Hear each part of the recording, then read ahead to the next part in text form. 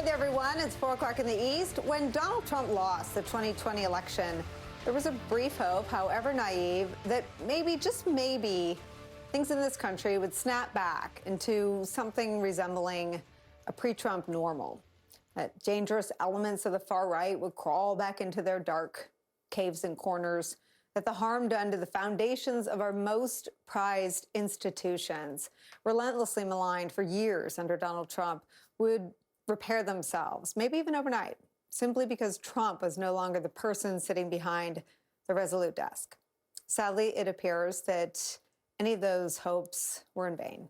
More proof this afternoon that the destruction he left in his unhinged wake, the moral rot he spread within conservative politics, quietly continues to spread to this day inside some of our most important and revered institutions. Consider chilling new reporting in today's New York Times, cataloging Republican attacks on the FBI.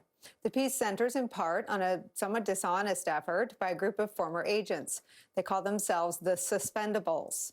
They wrote a letter to Director Chris Wray earlier this month accusing the FBI of discriminating against conservative-leaning agents. From the Times reporting, quote, Trump supporters, among them Republicans poised to take over the House next month, have seized on the letter's accusations and stepped up their assaults on the FBI, seeking to undermine the Bureau just as it has assumed the lead in an array of investigations into Trump.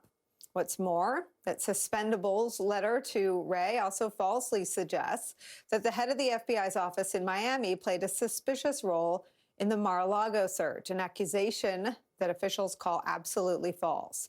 It is sad, but not surprising. The lawful court-approved search of Mar-a-Lago has been a lightning rod for conservatives since the moment it happened. Recall the way conservative media twisted the story and set its sights on the FBI. The way our federal government has gone, it's like what we thought about the Gestapo. This is Gestapo crap, and it will not stand. That is Gestapo Stasi tactics. The FBI right now is the Gestapo. The FBI is the Gestapo. This is some third world bullshit right here. You cannot weaponize our institutions for political gain. That is the destruction of democracy. Do I know that the boxes of material they took from Mar-a-Lago, that they won't put things in those boxes to entrap him? How do we know? Who is to say in this kind of case that some of the documents supposedly seized were not planted there to begin with? What the FBI is probably doing is planting evidence, which is what they did during the Russia hoax. They raided our president's home. There is no going back from this, everybody. This is the worst attack on this republic in modern history. That really happened. Now, the right's misdirected bloodlust for the men and women of the FBI is particularly dangerous and offensive when held up to its mirror image. That is the way the FBI has gone from ignoring to enabling and coddling, and to at times outright supporting elements of far-right extremism. A new Washington Post report illustrates the ways in which Republicans have attempted to minimize far-right violence and hamper government efforts to combat the threat. From that reporting, quote, Republican leaders portray the far left and far right as equally dangerous, an assertion contradicted by White House assessments that, quote, the most persistent and lethal threats to the country come from the violent right.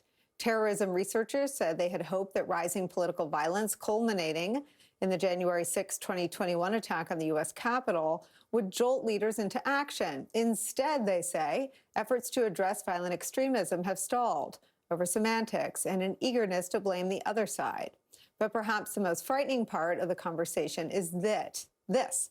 With Republicans set to take control of the House in a matter of days, they will soon have a firm grip on institutional control and the power to go after nearly any person or any agency or bureau they please. It's where we begin today with some of our favorite reporters and friends.